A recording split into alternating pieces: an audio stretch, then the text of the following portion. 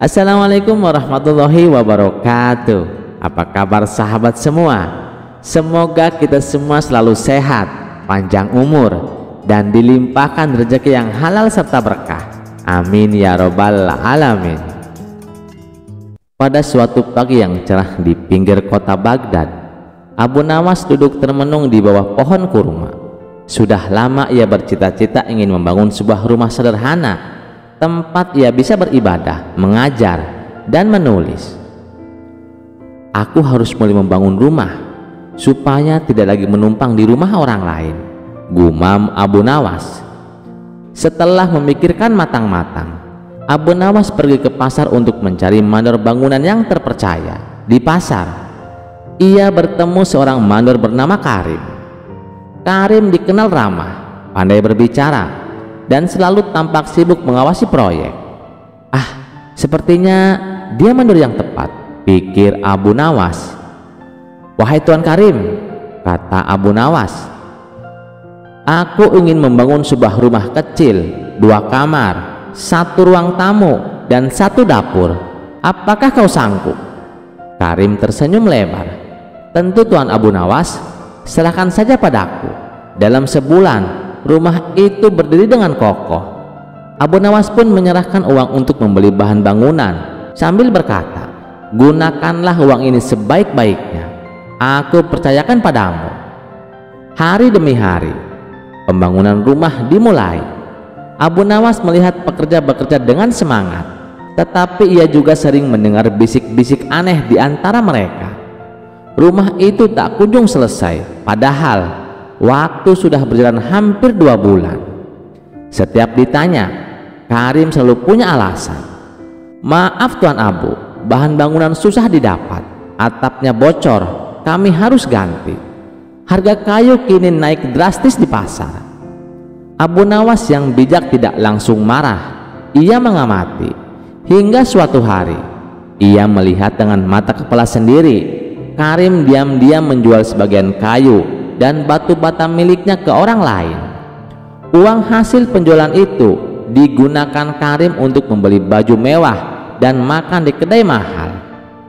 Abu Nawas tersenyum kecil. Baiklah, aku punya rencana, gumamnya. Esok paginya, Abu Nawas memanggil seluruh pekerja dan berkata lantang di depan Karim, aku ingin mengadakan doa bersama dan syukuran kecil di rumah ini. Mandor Karim, siapkan rumah ini sebaik-baiknya. Pastikan semua pondasi kuat, sebab akan datang tamu penting dari istana. Mendengar itu, wajah Karim pucat. Ia tahu rumah itu tak kuat karena ia sering mengurangi bahan bangunan. Karim takut kalau bangunan itu roboh di depan tamu istana. Malam itu, ia tak bisa tidur.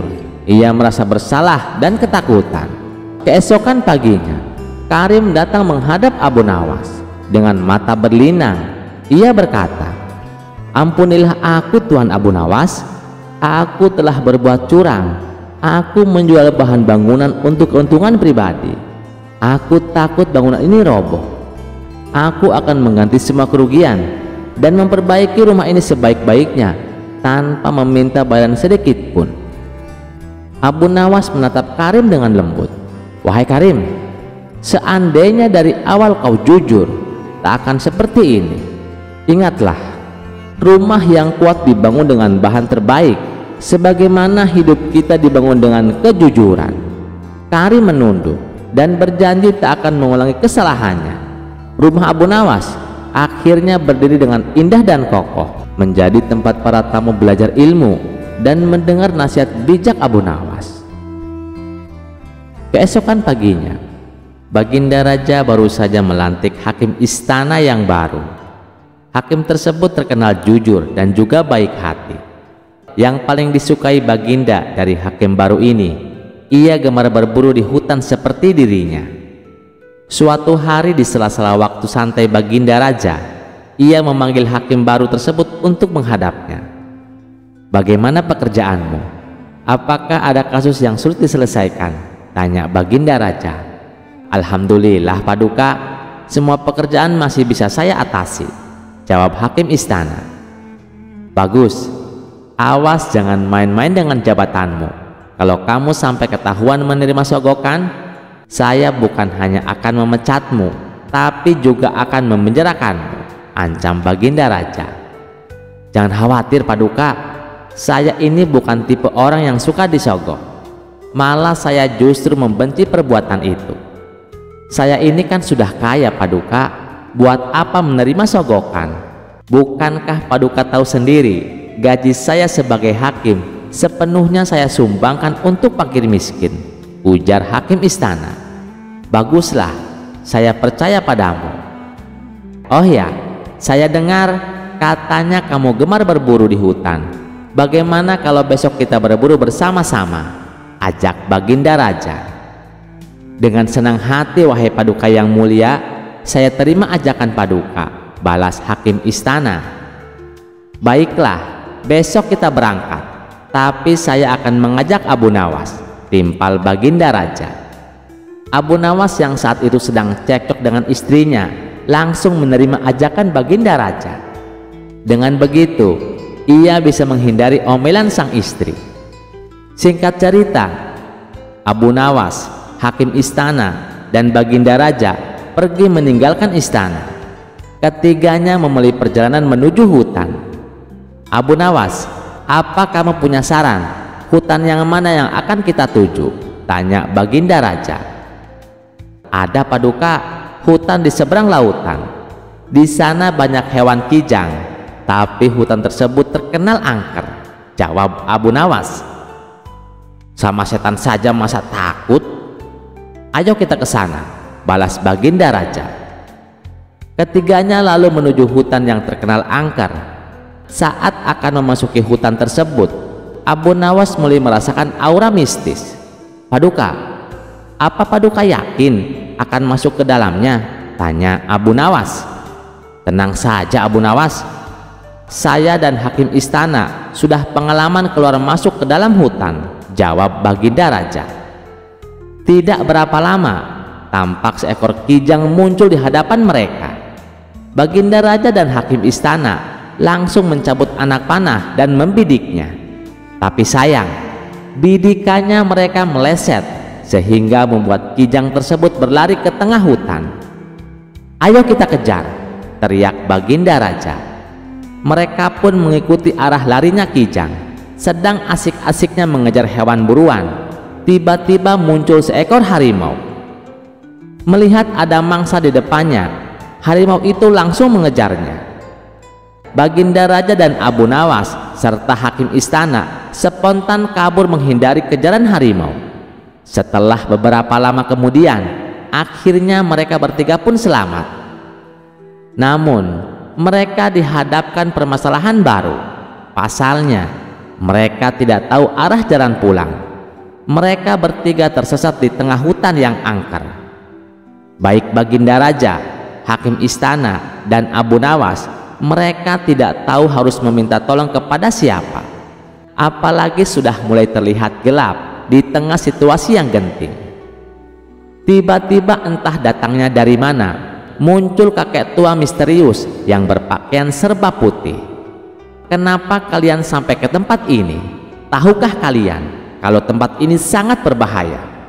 Tanya kakek tua tersebut. Kami tersesat, kek. Apakah kakek bisa membantu kami? Kata Baginda Raja.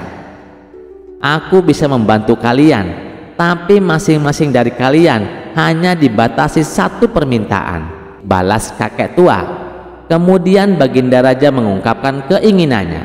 Begini kek, saya ingin pulang ke istana. Saya ini adalah raja.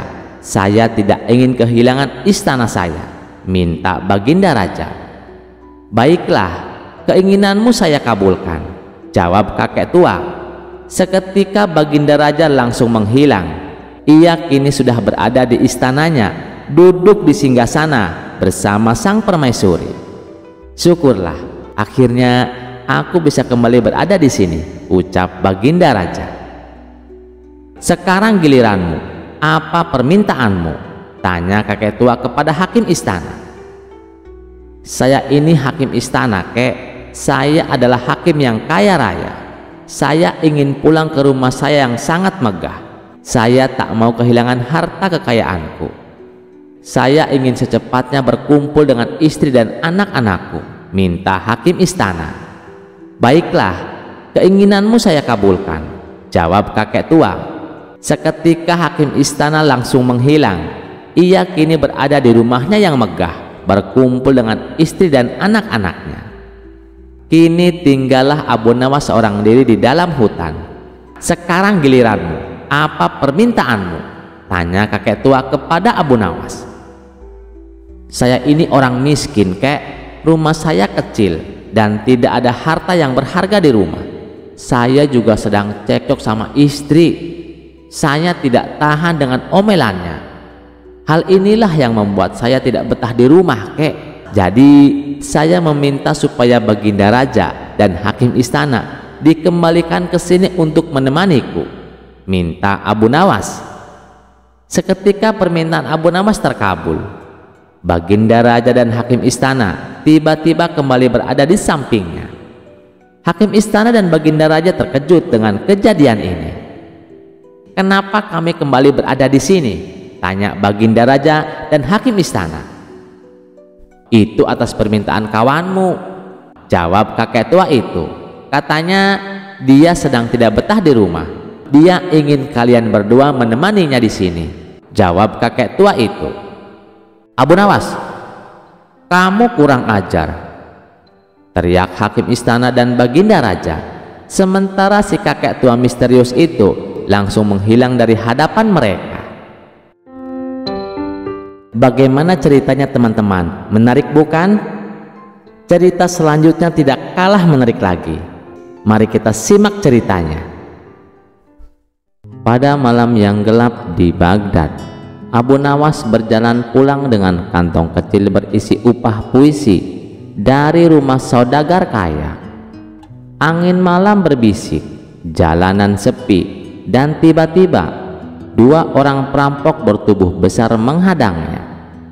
Serahkan uangmu atau tubuhmu kami buang ke sungai Tigris, ucap perampok itu dengan nada bengis.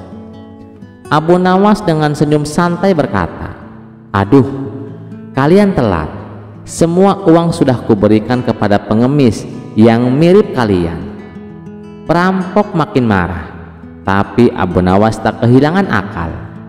Abu Nawas pura-pura takut lalu berkata, baiklah, ambillah kantong ini. Tapi ini uang kutukan milik istri kepala pengawal. Siapa yang mencurinya akan botak dan tumbuh bulu seperti keledai.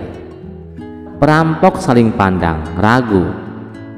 Bagaimana kalau benar aku tak mau jadi keledai, ucap salah satu perampok. Akhirnya mereka mundur, menolak mengambil uang itu. Lalu Abu Nawas pura-pura kasihan. Kalian lapar? Ayo ikut aku. Ada warung dekat kuburan, buka tengah malam. Tapi ingat, pemiliknya bukan manusia, dia jin. Kalau kalian kasar, habislah kalian. Karena lapar, mereka ikut Abu Nawas menuju warung tua. Penjaganya seorang kakek pendiam. Abu Nawas berbisik, itu dia, hati-hati kalau bicara. Saat perampok makan sup dengan gugup, Abu Nawas menyelinap pergi. Ia memanggil penjaga malam, ayo cepat, ada dua perampok di warung tua dekat kuburan. Penjaga bergegas. Saat perampok hendak kabur, mereka tersandung dan ditangkap tanpa perlawanan. Pagi harinya di warung kopi, teman Abu Nawas bertanya, bagaimana kau selamat semalam? Abu Nawas tertawa, itu gampang, aku beri mereka 3 hal: cerita seram, rasa takut, dan sup panas. Semua tertawa mendengar kisah itu. Dua perampok itu kini dikenal dengan julukan penakut sup jin. Sementara Abu Nawas makin terkenal sebagai penyair penuh akal bulus. Saat malam tiba, tampak Abu Nawas berjalan sendirian. Ia baru saja pulang dari sebuah desa untuk mengobati seorang petani miskin yang sakit parah. Karena kebaikan hatinya, Abu Nawas tak meminta upah sepeser pun. Kini ia hanya membawa sehelai jubah lusuh, tongkat kayu, dan sebuah kantong kecil berisi roti kering. Namun siapa sangka, di tengah perjalanan itu bahaya sudah mengintainya. Di balik pepohonan, sekelompok begal sadis sedang mengintip. Mereka dikenal kejam, tak segan membunuh demi harta. Pimpinan mereka adalah seorang bertubuh tinggi besar dengan mata melotot dan wajah penuh bekas luka. Lihat itu, seorang lelaki sendirian. Malam ini kita dapat mangsa muda, bisik si pemimpin begal. Anak buahnya mengangguk dengan penuh semangat. Mereka sudah lama tak mendapatkan jarahan. Langkah Abu Nawas terhenti. Hatinya yang waspada mulai curiga. Telinganya menangkap suara ranting patah di kejauhan.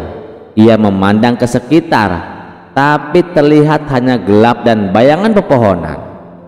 Astagfirullah, sepertinya aku sedang diincar makhluk jahat malam ini, bisik Abu Nawas dalam hati. Namun ia tetap tenang. Bukan sifatnya untuk panik. Ia mulai memikirkan cara agar bisa selamat. Dan di saat itulah muncul ide cemerlang di benaknya. Abu Nawas tahu betul, para begal biasanya takut pada satu hal, hantu. Di zaman itu, banyak orang percaya bahwa hantu gentayangan sering muncul di jalan sepi, terutama di malam gelap seperti ini. Abu Nawas tersenyum tipis. Ia melepas jubahnya perlahan. Kemudian dengan roti kering yang dibawa, ia menggosok-gosok mukanya hingga putih seperti pucat mayat. Lalu ia mengibaskan jubahnya ke atas kepalanya seperti kain kafan. Kini penampilannya benar-benar menyeramkan. Wajahnya pucat, matanya kosong, jubahnya menjuntai seperti kain kafan, dan ia berjalan terhuyung-huyung sambil mengerang pelan. Erang Abu Nawas dengan suara berat dan seram. Langkahnya perlahan-lahan mendekati tempat para begal bersembunyi. Ketika para begal melihat sosok itu muncul dari balik kabut tipis, tubuh mereka langsung gemetar. Apa itu? Astagfirullah, jangan-jangan itu hantu, seru salah seorang anak buah begal. Diam kau, mana ada hantu, bentak pimpinan mereka. Walau sebenarnya ia sendiri mulai berkeringat dingin, namun semakin dekat sosok itu, semakin nyata kengerian yang mereka rasakan. Wajah pucat, mata melotot tanpa berkedip, dan suara erangnya membuat bulu kuduk berdiri. Darah, nyawa, desis Abu Nawas sambil merentangkan kedua tangannya. Seketika dua begal langsung lari terbirit-birit meninggalkan tempat persembunyian mereka. Pimpinan mereka mencoba tetap tenang, tapi ketika Abu Nawas makin dekat dan tiba-tiba melompat kecil sambil berteriak, "Aku datang untuk menagih nyawa kalian." Pimpinan begal menjerit, melempar pedangnya, lalu lari secepat kilat menyusul anak buahnya. Begitu para begal itu menghilang di kegelapan malam, Abu Nawas melepaskan jubahnya dari kepala dan tertawa pelan. Haha, dasar penakut. Begitu mudahnya mereka ditipu hanya dengan kain lusuh dan roti kering. Ia melanjutkan perjalanannya dengan tenang sambil sesekali tersenyum mengingat wajah pucat para begal yang ketakutan. Namun siapa sangka itu baru awal dari petualangan malam itu. Para begal ternyata tidak menyerah begitu saja. Tak lama kemudian, di sebuah tempat yang agak jauh, para begal berkumpul.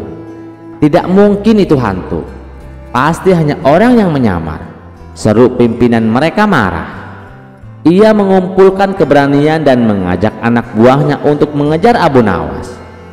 Kita harus menangkapnya. Kita permalukan dia karena telah mempermainkan kita.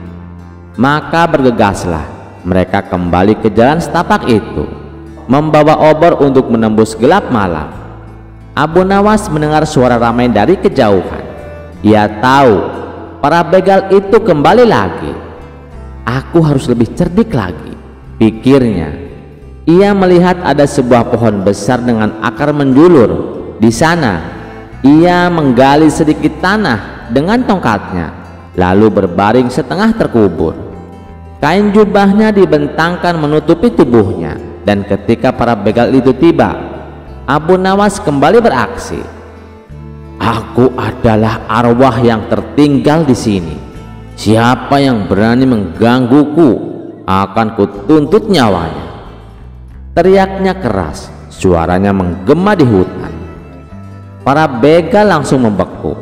Satu persatu obor mereka padam karena angin.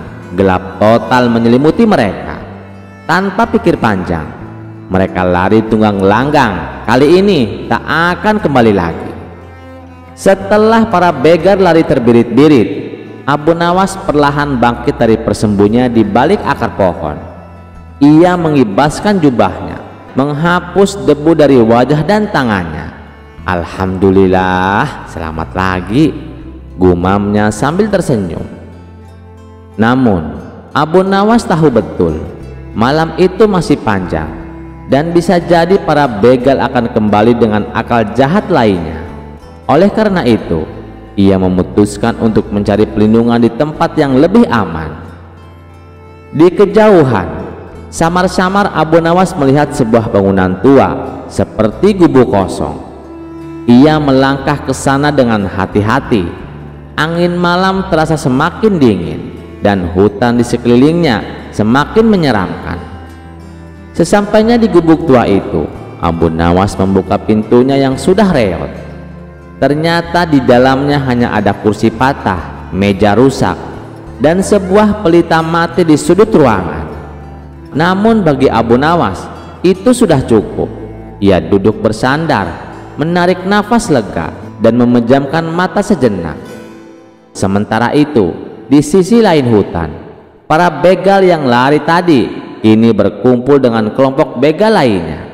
Pimpinan mereka yang wajahnya masih pucat berteriak, "Kita dipermalukan. Malam ini harga diri kita hancur karena ulah seorang manusia yang menyamar jadi hantu." Maka terkumpullah belasan begal dengan obor, pedang, dan tombak. Mereka bertekad untuk memburu si penipu sampai dapat. "Cari dia, jangan beri ampun," seru pemimpin mereka. Abu Nawas mendengar keributan dari kejauhan. Ia mengintip dari celah dinding gubuk dan melihat cahaya obor mendekat. "Wah, mereka bawa bala bantuan," batinnya. Namun kepandaian Abu Nawas memang tiada tanding. Ia segera mengambil pelita rusak itu dan menggantungnya di jendela. Lalu ia menyalakan potongan kain jubahnya agar tampak seperti cahaya api yang berkelap-kelip. Tak hanya itu, ia mengambil abu dari sudut gubuk dan menaburkannya ke wajah dan tangannya hingga benar-benar menyeramkan. Abu Nawas berdiri di jendela, lalu mengangkat kedua tangannya tinggi-tinggi sambil berteriak, "Aku penunggu gubuk ini. Siapa yang mengusik, akan kutarik rohnya." Suaranya menggema dan menakutkan. Para begal yang sudah siap menyerang mendadak berhenti langkahnya. Cahaya pelita yang berkelap-kelip dari dalam gubuk, suara mengerikan, dan penampakan sosok hitam dengan wajah abu membuat mereka menggigil. "Astagfirullah, itu bukan manusia, itu hantu beneran," teriak salah seorang begal. "Lari, lari!" teriak yang lain, melempar tombaknya dan melompat ke semak-semak. Belasan begal bubar jalan. Ada yang tersangkut di akar, ada yang tercebur ke kubangan, dan ada pula yang tersesat di hutan. Pimpinan mereka bahkan saking takutnya sampai pingsan di tempat. Melihat sang pemimpin tergeletak, Abu Nawas keluar dari gubuk, mendekati pria itu dan memercikkan air ke wajahnya. "Bangunlah wahai manusia, aku bukan hantu, aku Abu Nawas," bisiknya pelan. Sang pemimpin begal membuka mata melihat wajah Abu Nawas, lalu menangis. "Maafkan aku Tuan, aku telah berbuat jahat. Aku kira aku sudah mati," katanya terseduh-seduh. Abu Nawas tersenyum lembut. "Kalau kau benar-benar ingin bertobat, kembalilah ke jalan yang benar. Jangan jadi begal lagi. Kalau tidak, lain kali bisa jadi bukan aku yang kau temui, tapi benar-benar hantu yang mencabut nyawamu." Pimpinan begal mengangguk ketakutan, lalu berjanji, "Mulai malam ini, aku berhenti jadi begal Tuan, demi Allah." Begitu fajar menyingsing, Abu Nawas melanjutkan perjalanannya kembali ke kota Baghdad. Di sepanjang jalan, ia melihat tombak, pedang, dan obor para begal berserakan. Sesekali ia tersenyum, mengingat betapa lucunya mereka lari ketakutan seperti anak kecil. Di pintu gerbang kota, beberapa warga mendengar kabar tentang hantu gubuk yang menakuti begal. Namun Abu Nawas hanya tersenyum dan berkata dalam hati, "Biarlah, itu menjadi pelajaran bagi mereka semua, bahwa kejahatan tak akan pernah menang melawan kecerdikan." Hari-hari setelah kejadian itu, para begal yang selamat tersebar di berbagai sudut hutan. Ada yang tak berani pulang ke sarangnya, ada pula yang memilih sembunyi di desa-desa kecil. Pimpinan mereka, lelaki besar bertato bekas luka di wajahnya, benar-benar berubah. Ia kembali ke desanya, menjual pedangnya, lalu bekerja sebagai petani. Setiap kali ia melihat hutan atau mendengar suara angin malam, tubuhnya gemetar, mengingat malam di mana ia dipermalukan oleh hantu yang ternyata Abu Nawas. Beberapa anak buahnya juga mengikuti jejak sang pimpinan. Mereka kini menjadi tukang kayu, penarik gerobak, dan buruh di pasar. Tak satu pun berani lagi mengangkat senjata untuk merampok. Kabar ini tersebar dari mulut ke mulut. Warga Baghdad dan desa-desa sekitarnya merasa aman. Jalan malam kini lebih tenang. Orang-orang tak lagi takut dirampok. Beberapa hari setelah kejadian itu, kabar tentang hilangnya para begal dan munculnya hantu penunggu gubuk sampai ke telinga Baginda Raja Harun ar-Rasyid. Raja sangat penasaran, siapa gerangan hantu itu? Ataukah ini hanya akal-akalan seseorang? Pikir sang raja. Maka dipanggillah Abu Nawas ke istana. Saat Abu Nawas tiba, raja tersenyum penuh arti. "Abu Nawas sahabatku, apakah kau mendengar kabar soal hantu gubuk yang menakuti para begal?" tanya raja. Abu Nawas menunduk dan tersenyum. "Hamba dengar Baginda, namun menurut hamba mungkin itu bukan hantu, melainkan seseorang yang cerdik menyamar untuk menyelamatkan diri." Raja tertawa terbahak-bahak. "Ah, hanya kau yang bisa berkata demikian. Katakan padaku, apakah itu perbuatanmu?" Abu Nawas mengangguk pelan. "Benar Baginda, itu hamba. Hamba hanya berusaha menyelamatkan diri tanpa menumpahkan darah siapapun, karena hamba tahu nyawa itu amanah Allah." Raja memandang Abu Nawas dengan penuh kagum. "Luar biasa kau ini, tidak hanya cerdik, tapi juga penuh kasih. Kau layak mendapatkan hadiah." Raja memerintahkan bendahara istana untuk memberikan Abu Nawas emas dan kain sutra sebagai tanda terima kasih. Namun Abu Nawas menolak dengan halus. "Terima kasih Baginda, tapi biarlah emas dan sutra itu Baginda berikan kepada fakir miskin dan anak yatim. Hamba cukup diberi izin untuk pulang dengan selamat." Raja makin kagum pada Abu Nawas. "Kalau begitu, mulai hari ini aku tetapkan jalan tempat engkau menghadap para begal itu sebagai jalan yang bebas pajak untuk para pedagang kecil, sebagai kenangan atas keberanian." Abu Nawas membungkuk hormat. "Semoga Allah memberkahi Baginda." Waktu terus berlalu. Para mantan begal benar-benar menjadi orang baik. Ada yang membangun surau kecil di desanya, ada yang menjadi guru mengaji untuk anak-anak, dan ada pula yang membantu penjaga keamanan desa. Setiap bulan mereka berkumpul untuk berdoa agar diampuni dosa-dosa masa lalunya. Dan setiap kali mereka mengenang malam ketika bertemu hantu Abu Nawas, mereka tertawa geli sekaligus malu. Mereka sering berkata, seandainya malam itu kami pakai akal sehat, kami tak perlu lari tunggang langgang seperti dikejar malaikat maut. Nama Abu Nawas makin harum di kalangan rakyat. Setiap ada orang yang ditindas, mereka datang meminta nasihat padanya. Setiap ada yang ingin menipu rakyat kecil, mereka mengurungkan niat karena takut Abu Nawas akan membongkar kedoknya. Dan setiap orang yang lewat jalan tempat kejadian itu selalu berkata dalam hati, ingatlah, jangan zalimi orang lain, karena bisa jadi kau akan berhadapan dengan orang cerdik seperti Abu Nawas. Sahabat semua, dari kisah ini kita belajar bahwa kejahatan tak akan pernah menang melawan kecerdikan dan keberanian. Kekerasan bisa dihindari jika kita menggunakan akal sehat. Ampunan dan perubahan hati lebih mulia daripada membalas dendam.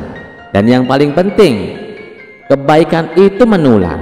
Satu akal cerdik Abu Nawas berhasil mengubah para begal menjadi orang baik.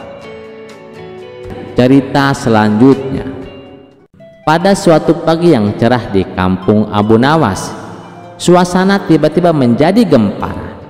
3 orang asing datang dengan gaya angkuh dan wajah penuh percaya diri. Mereka dikenal sebagai orang-orang pintar dari negeri seberang, tapi sayangnya kepintaran mereka selalu dipakai untuk menyombongkan. Di mana orang paling cerdik di kampung ini? Tanya salah satu dari mereka sambil membusungkan dada. Penduduk pun ketar-ketir. Mereka ingin mengusir ketiga orang itu, tapi tidak tahu bagaimana caranya. Lalu mereka sepakat memanggil satu-satunya orang yang bisa menghadapinya, yaitu Abu Nawas. Abu Nawas setuju. Dengan senang hati ia akan mengadu kepintaran dengan 3 orang yang dikenal cerdik tersebut.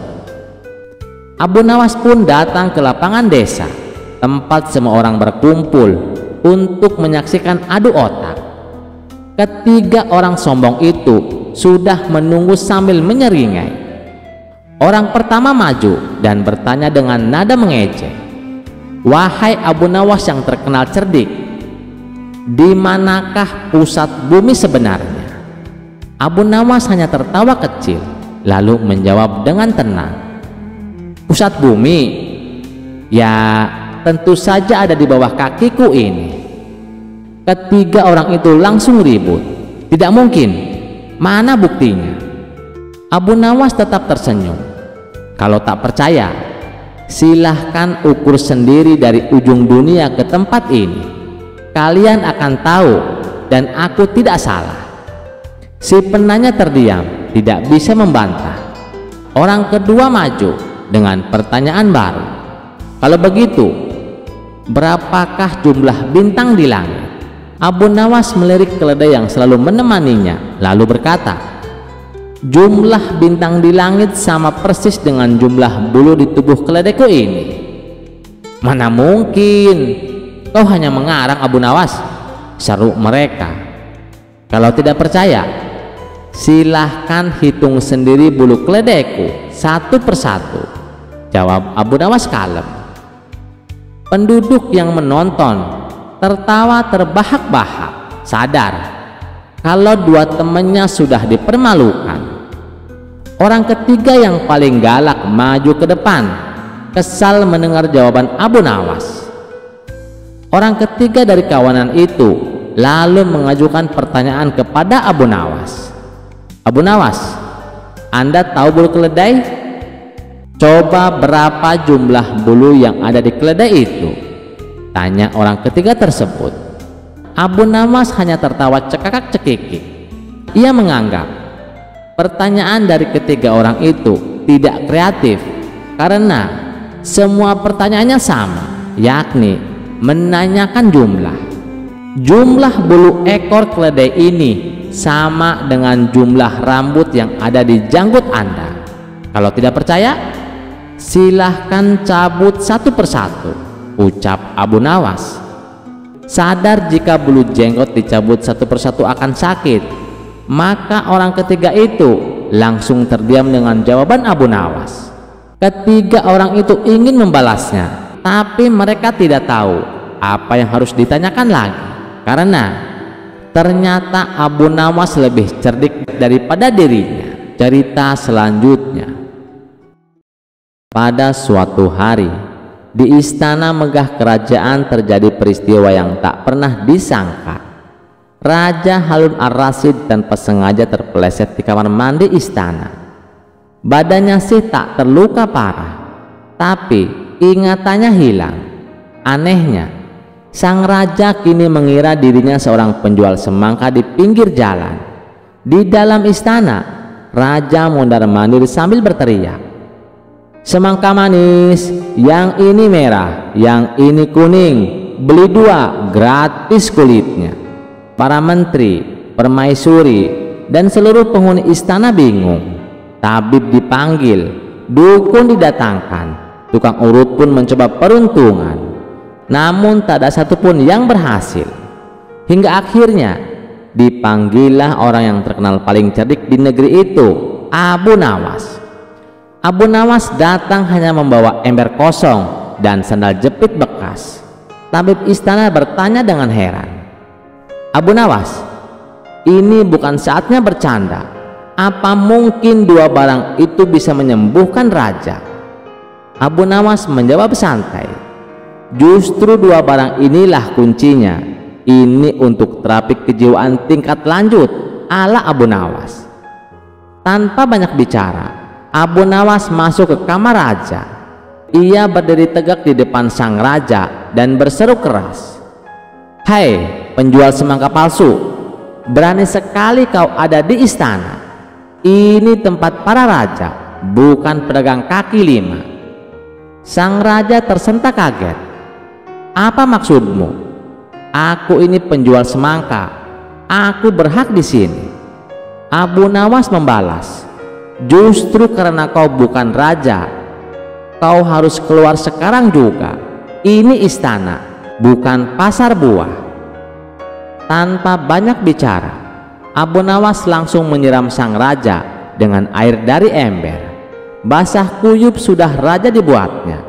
Sang raja marah, "Kurang ajar kamu."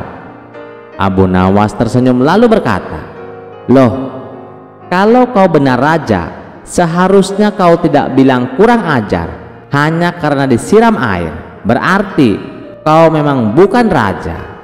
Seketika raja terdiam, lalu dengan suara mulai sadar ia berkata, "Tunggu, kenapa aku pakai sarung dan duduk di keranjang semangka ini?" Abu Nawas tersenyum lebar, "Tuanku sedang latihan jadi raja semangka sehari di pasar, tapi sekarang pertunjukannya sudah selesai." Akhirnya sang raja tertawa terpingkal-pingkal, "Abu Nawas, hanya kau yang bisa menyembuhkan aku dengan menyiramku pakai logika. Ternyata untuk menyadarkan orang yang lupa siapa dirinya, kadang kita harus memaksanya melawan kebodohan yang diyakininya." Abu Nawas membungkuk hormat dan berkata, "Benar tuanku, semoga ini jadi pelajaran bagi kita semua." Lalu Abu Nawas pun pamit pulang dengan tenang, meninggalkan istana yang kini dipenuhi tawa bahagia. Cerita selanjutnya. Suatu hari, kota Baghdad kedatangan seorang tamu istimewa. Ia adalah seorang pemuda tampan, bersorban tinggi, dan dikenal sebagai penghafal Al-Quran. Bukan hanya hafal, tapi juga terkenal karena kesombongannya. Dengan suara lantang ia berkata, "Aku telah menghafal 30 juz sejak usia 10 tahun. Ilmuku luas bagaikan samudra. Orang sepertiku pantas duduk di barisan paling depan, sementara orang seperti Abu Nawas sebaiknya duduk di selokan."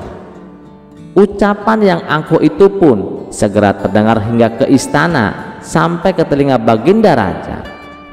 Baginda Raja pun memanggil Abu Nawas ke istana. "Abu Nawas," kata sang raja, "benar, Pemuda itu hafal Al-Quran, tapi aku khawatir hatinya belum hafal akhlak. Cobalah kau temui dia dan bicaralah baik-baik. Dengan tenang Abu Nawas menjawab, "Baik tuanku, izinkan aku mengujinya. Ingin aku tahu apakah hafalannya hanya di kepala atau sudah menatap di dalam dada." Maka diatur pertemuan di hadapan banyak orang. Ketika mereka bertemu, sang penghafal Al-Quran langsung menyulut perdebatan. "Apa hakmu berdiri sejajar denganku, Abu Nawas?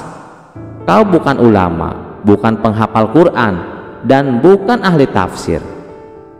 Namun Abu Nawas hanya tersenyum. "Benar, aku bukan siapa-siapa, tapi izinkan aku bertanya satu dua hal saja." Dengan penuh percaya diri, pemuda itu pun menjawab, "Silahkan, aku hafal semua jawabannya." Pertanyaan pertama Abu Nawas, "Jika engkau telah hafal 30 juz, coba sebutkan isi surat ke-100, surat Al-Adiyat." Jawabannya mantap.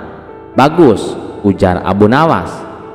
"Sekarang, ayat kelima dari surat itu apa tafsirnya?" "Tentang manusia yang ingkar pada nikmat Tuhannya." "Baik," lanjut Abu Nawas. "Lalu menurutmu, apakah orang yang menghafal Al-Quran untuk pamer termasuk manusia ingkar?" Pemuda itu mulai kikuk. Para hadirin tersenyum menahan tawa. Abu Nawas melanjutkan dengan pertanyaan kedua. Di dalam Al-Quran ada ayat yang berbunyi, "Fala tuzakku anfusakum." Artinya, janganlah kamu menganggap dirimu suci. Apakah ayat ini engkau hapus dari hafalanmu? Tentu tidak. Jawabannya mulai gelisah. "Lalu mengapa engkau memuji dirimu sendiri di hadapan manusia, seolah Al-Quran itu sebuah piala, bukan petunjuk untuk memperbaiki diri?" Suasana mulai hening. Para hadirin mengangguk-angguk pelan, mulai tersentuh. Wajah pemuda itu memucat. "Engkau hafal Al-Quran, itu sudah sangat luar biasa. Tapi aku hanya hafal satu doa," kata Abu Nawas sambil menunduk rendah.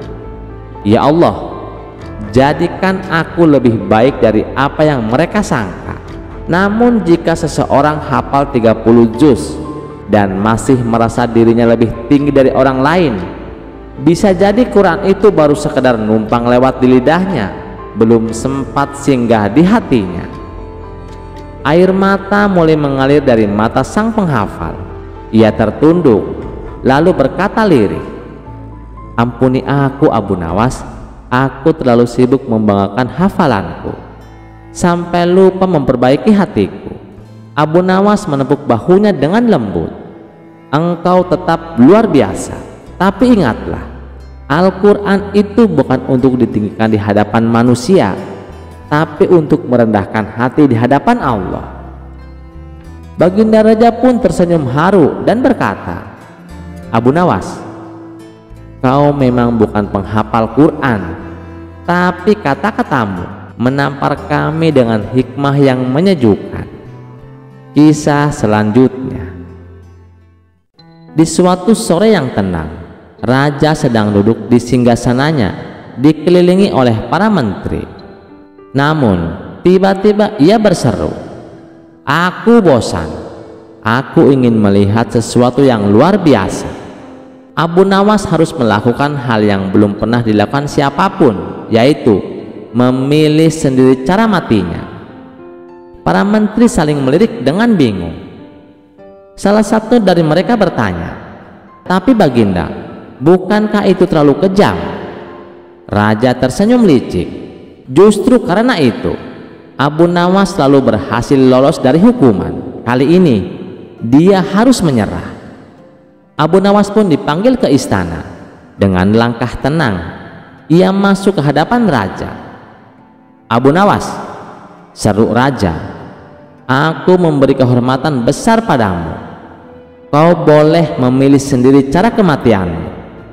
Abu Nawas berpikir sejenak, lalu menjawab dengan tenang, "Baik tuanku, jika hamba diberi hak memilih, maka hamba memilih mati karena usia tua setelah umur hamba mencapai 120 tahun. Semua yang hadir spontan menahan tawa. Raja pun melotot. Jangan main-main Abu Nawas. Tapi tuanku sendiri yang bilang hamba boleh memilih sendiri cara mati hamba, jawab Abu Nawas sambil tersenyum lebar. Raja merasa malu di depan para menterinya. Ia memutuskan untuk mengganti tantangan. Kalau begitu, kau akan dihukum dilempar ke jurang esok pagi tanpa pilihan. Abu Nawas menunduk hormat dan berkata, baik tuanku, tapi izinkan hamba semalam saja untuk pamit kepada keluarga dan menulis surat wasiat. Raja mengangguk. Tapi malam itu Abu Nawas menghilang dari kota. Keesokan harinya raja menunggu di tepi jurang bersama para pengawal. Tapi Abu Nawas tak kunjung datang. Salah satu menteri berkata, tuanku, bagaimana jika dia tak kembali? Lalu raja menjawab, tenang, dia pasti kembali. Dia terlalu licik untuk mati sia-sia. Dan benar saja, seminggu kemudian Abu Nawas muncul sambil membawa seekor kambing. Maaf tuanku, hamba telah tersesat dan malah hamba mendapatkan kambing. Raja bertanya kesal, kenapa kau kembali? Abu Nawas menjawab, karena hamba sadar hukuman mati adalah hal serius, tapi melihat wajah tuanku saat hamba menolak mati minggu lalu, itu lebih lucu dari kematian itu sendiri. Raja akhirnya tertawa terbahak-bahak bersama para menterinya. Abu Nawas, kau memang terlalu pintar untuk dibunuh. Mulai sekarang, kalau aku ingin tertawa, aku cukup memanggilmu saja. Dan sejak saat itu Abu Nawas makin terkenal sebagai satu-satunya orang yang ditantang mati tapi malah membuat istana tertawa. Cerita selanjutnya dikisahkan, Abu Nawas sering berpergian keluar kota untuk tujuan berdagang. Di kota tersebut Abu Nawas sering mampir di warung makan langganannya. Suatu ketika Abu Nawas baru saja tiba di kota itu dan seperti biasanya mampir di warung makan langganannya itu. Tuan, aku pesan 1 ayam dan 2 butir telur, tapi bayarnya nanti ya, kalau dagangan saya terjual habis. Boleh tidak tuan? Tanya Abu Nawas. Silahkan Abu Nawas, kamu kan langganan di warung kami. Tentu saja boleh, jawab pemilik warung. Ketika selesai makan, ia pun pergi untuk menjual dagangannya. Setelah 3 bulan berlalu, dagangan Abu Nawas terjual habis. Kemudian Abu Nawas pergi mendatangi kembali warung makan langganannya itu. Saat Abu Nawas di warung itu, pemilik warung menyapa, Abu Nawas, lama sekali tak jumpa. Bagaimana jualannya? Apakah laris Abu Nawas? Alhamdulillah tuan, dagangan saya habis. Tuan, seperti biasa, aku pesan makanan seperti dulu, 1 porsi ayam dan 2 butir telur, ucap Abu Nawas. Setelah Abu Nawas selesai makan, ia pun berkata, tuan, aku minta total tagihannya. Jangan lupa digabung dengan tagihan yang 3 bulan yang lalu, kata Abu Nawas. Si pemilik warung menghitung tagihannya dan memberikan secarik kertas kepada Abu Nawas. Ini total tagihannya, cukup 200 dirham saja, kata si pemilik warung tersebut. Apa? 200 dirham? Itu untuk 2 porsi ayam dan 4 butir telur? Kamu mau memerasku? Tanya Abu Nawas emosi. Harga ini sudah cukup murah Abu Nawas. Coba kau pikir, ayam yang kau makan sejak 3 bulan yang lalu, jika setiap harinya dia bertelur, maka akan menghasilkan ayam-ayam yang banyak. Jika dijual akan menghasilkan ribuan dirham. Tapi aku hanya menyuruhmu membayar 200 dirham saja, kata si pemilik warung. Ini tidak adil, ini hanya akal-akalan kamu saja, kata Abu Nawas. Mereka pun berdebat tanpa hasil dan memutuskan menghadap ke Tuan Hakim. Ketika keduanya menemui hakim, ternyata hakim berpihak kepada pemilik warung. Lalu hakim bertanya, apakah kalian berdua telah menyepakati harga sejak 3 bulan yang lalu? Tanya Tuan Hakim. Tidak, Tuan Hakim, jawab Abu Nawas. Kalau begitu, ayam yang kau makan kemungkinannya bisa menghasilkan ratusan ayam dan telur, tutur Tuan Hakim. Ya, itu mungkin saja, tapi kalau ayamnya hidup, sedangkan ayam yang kumakan sudah mati dan dimasak, balas Abu Nawas. Namun pendapat Abu Nawas tidak dihiraukan oleh Tuan Hakim karena cenderung memihak pada pemilik warung tersebut. Aku minta kasus ini ditangguhkan sampai besok pagi karena waktu sudah menjelang sore, pinta Abu Nawas. Permintaan Abu Nawas pun dikabulkan Tuan Hakim. Seharian Abu Nawas memikirkan cara agar bisa memenangkan kasus tersebut. Pada esok harinya berangkatlah Abu Nawas menuju rumah Tuan Hakim. Setibanya di sana, ternyata si pemilik warung sudah datang lebih awal.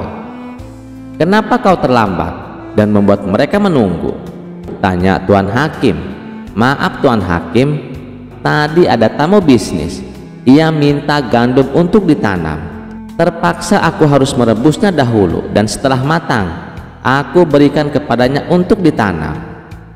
Itulah yang membuatku datang terlambat, kata Abu Nawas. Mendengar itu, Tuan Hakim dan pemilik warung menertawakan Abu Nawas. Lalu dengan mengejek si pemilik warung berkata kepada Abu Nawas, luar biasa, aku baru dengar ada biji gandum yang sudah direbus, ditanam dan kemudian bisa tumbuh. Tuan Hakim dan pengacara tertawa terpingkal-pingkal. Setelah tawa mereka reda, Abu Nawas kemudian berkata, itu memang aneh, tetapi kenapa kalian tidak tertawa ketika ada ayam yang sudah dimasak, dapat bertelur dan berkembang biak, lalu dipatok harga sebesar 200 dirham, kata Abu Nawas. Spontan Tuan Hakim dan pengacara tersebut terdiam, tak sepatah kata pun keluar dari mulut mereka. Kenapa kalian terdiam? Apakah harus aku yang tertawa? Tanya Abu Nawas. Wajah mereka berdua langsung pucat pasi, dan setelah terdiam agak lama, Abu Nawas pun keluar, dan akhirnya Abu Nawas dapat lolos dari siasat licik si pemilik warung tersebut. Cerita selanjutnya, suatu pagi istana kerajaan tiba-tiba diliputi duka. Seorang pejabat tinggi kerajaan wafat secara mendadak, tepat di hadapan sang raja saat sedang menghitung uang pajak rakyat. Kabar itu langsung menyebar cepat ke seluruh penjuru negeri. Ada yang bilang pejabat itu terkejut melihat banyak uang, ada pula yang curiga ia tertimpa kutukan rakyat miskin yang dizalimi. Istana pun menjadi gaduh dengan bisik-bisik tak sedap. Sebagai bentuk penghormatan terakhir, raja mengadakan upacara pemakaman megah di halaman istana. Semua pejabat hadir lengkap dengan pakaian kebesarannya. Tapi tiba-tiba seorang dukun tua berjubah gelap datang menembus kerumunan. Dengan suara berat ia berseru, "Yang mulia, aku bisa menghidupkan kembali orang mati." Semua mata memandangnya, setengah kagum, setengah ragu. Dukun itu pun lanjut bicara, "Aku hanya minta 1000 dinar sebagai jaminan. Bila berhasil, tambahkan 2000 lagi. Bila gagal, silahkan hukum aku." Raja nyaris menyetujui tawaran itu. Matanya berbinar oleh harapan. Namun seorang penasihat kerajaan yang cerdik segera membisik, "Yang mulia, bagaimana jika kita meminta Abu Nawas mengujinya dahulu sebelum uang negara melayang?" Tak lama Abu Nawas muncul, wajahnya serius, tapi mata jenakanya menyapu seluruh hadirin. Ia mendekati si dukun dan bertanya tenang, "Benarkah engkau bisa menghidupkan orang mati?" Sang dukun menjawab yakin, "Tentu, aku hanya butuh ruang tenang, air mawar, dan waktu 3 jam." Abu Nawas mengangguk pelan, lalu tiba-tiba berkata, "Baiklah, sebelum engkau menghidupkan, aku ingin mengujimu dengan hal sederhana lebih dahulu." Semua menahan nafas. "Bukan menghidupkan mayat," lanjut Abu Nawas, "tapi cukup suruh mayat ini berdiri sendiri dulu." Suasana hening, wajah sang dukun pucat. "Apa maksudmu?" katanya tergagap. Abu Nawas tersenyum penuh teka-teki. "Kalau kamu memang bisa menghidupkan, menyuruhnya berdiri pasti lebih mudah, bukan? Cobalah, kami ingin melihatnya berdiri." Sang dukun panik. "Itu tidak mungkin, mayat ya pasti rebahan." Abu Nawas melangkah maju, suaranya lantang. "Nah, kalau menyuruh berdiri saja tak sanggup, bagaimana mungkin kau bisa menghidupkannya?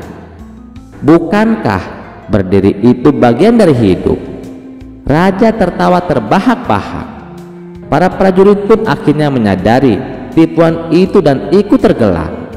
Sang dukun yang wajahnya kini pucat pasi langsung kabur terbirit-birit, bahkan nyaris jatuh tertimpa keranda mayat.